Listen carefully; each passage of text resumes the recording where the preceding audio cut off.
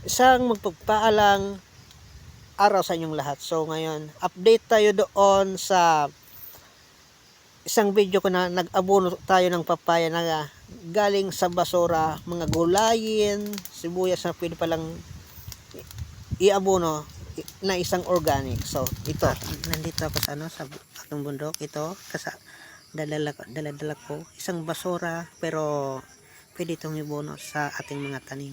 So ngayon, inala ko ito yung mga balat ng mga gulay, sibuya, basta yung nabubulok, kasi ito ay mabisa din pang abono sa ating mga tanim. So ito. So guys, ito yung resulta ng ating pag-abono ng organic na ating sinubukan i-abono sa ating papaya. So iyan yung resulta, ang ganda na niya. So ito pa nung nakaraan, yung may linagay pa ako ditong basura nung nakaraan, hindi ko na lang binidyo. So ngayon, nag-epekto na yung kanyang abono, gumanda na rin. Tapos nabuo na yung kanyang bunga. So tumaba na din at gumanda yung kulay.